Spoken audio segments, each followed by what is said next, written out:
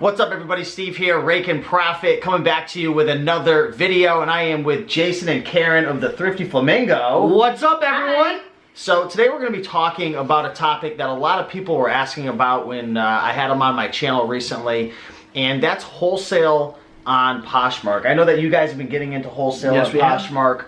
A lot of people are asking about it, so we want to talk about some basics, wholesale on Poshmark for complete beginners, and just kind of share with some people how they can get started and some of the common steps that you guys are taking and they're going to need to take as well. So first off, I'll hand this over to you, Karen. What is wholesale and why should people get started with it on Poshmark? Wholesale is buying directly from the manufacturer and not buying from a store to sell. So it's kind of cutting out the middleman.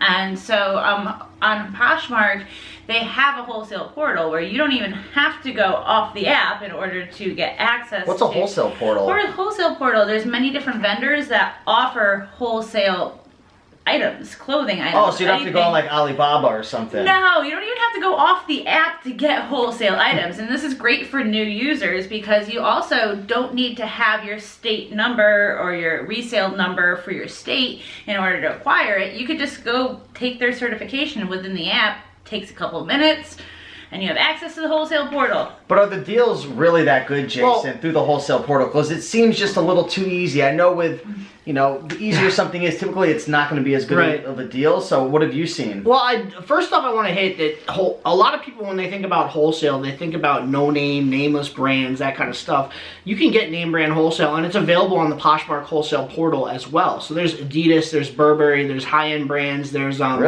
there's professional sports branded gear. We ran into down at Poshfest, we ran into this wholesaler. It was J House was their name. They're on the wholesale portal, and they have all these girls shoes that are like football team branded shoes, like the Broncos, the Steelers. They had them all there. Wow. So and they're selling for about $85. They sell them for $15 a piece. So there's good profit. The one downside with Poshmark wholesale is that it's saturated right now. Everybody gets a chance to go into the Poshmark wholesale portal, so the marketplace is saturated with their products. So you really got to find something that's new, a new wholesale provider that just hit the scene, and grab their stuff, and keep an eye out for the new ones. There are always new wholesale providers coming onto that portal every day. So keep an eye out for the new ones so you get something that's a little less saturated, and you'll be able to make some money off of that.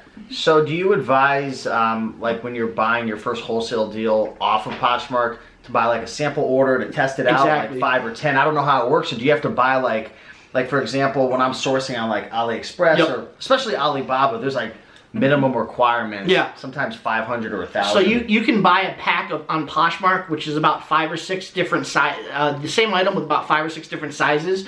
So you're getting a wholesale pack, and you can start small. You can buy one of those packs and see how it's going to sell, and then if it sells well, you buy multiple packs and grab multiple sizes of that same brand and all that. And a few of them actually offer, a few of the different wholesale vendors offer variety packs, like a starter pack, saying, okay, we'll give you 10 items for this one price, and there's like 2 of this, 2 of this, 2 of that.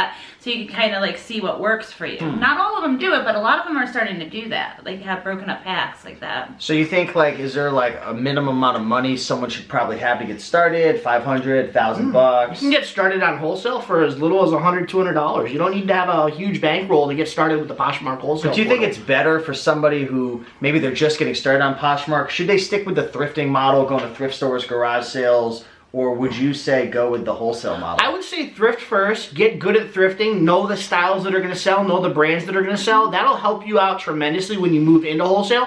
Because if you're buying jeans and you see that a lot of distressed jeans are selling now and they're selling really well, then you can go and you can take a wholesale pack with distressed jeans and try it and see if they'll sell in your wholesale marketplace. So you want to get good at sourcing first. Know the brands. Know the styles. Know what's going to sell. And then move into wholesale.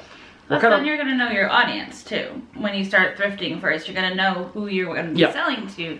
I sell a lot towards like younger people, like millennials, and I do older people. So I source for that when I source wholesale. I don't source for older looks, I source for hip looks. So it seems like it's a little different on Poshmark than eBay.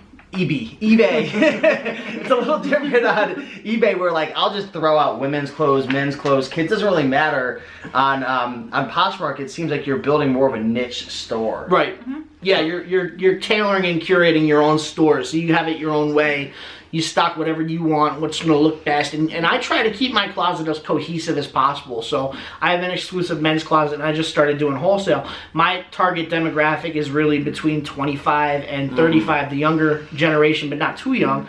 So I'm stocking stuff that they're going to wear. I got these wild blazers that look awesome that I got a wholesale deal on that I'm stocking now. And people are going to pick that up because those are the type of people that are coming to my closet to buy. Let me ask you guys, does Poshmark give you that information? Do they give you analytics in terms of who is looking, who is buying, so you can tell, like for example, like when I'm running Facebook ads or even on my YouTube channel, I can go into the analytics and I can see that the average person watching my videos is between 25 and 35 years old, over 50% of the people, and they're male. They don't do that, but we gauge our pay attention. We gauge our demographic off what's selling. So we, you know, the certain styles that are selling, we can tell that a 65-year-old lady isn't going to dress in these tight designer jeans and stuff like that. So we gauge our target demographic by the product that we sell. Plus, Poshmark, it's also a social media aspect to it. You can see your buyer's profile. You know, even if you don't have a closet, you can see like, hi, my name is whatever, and you can kind of gauge it.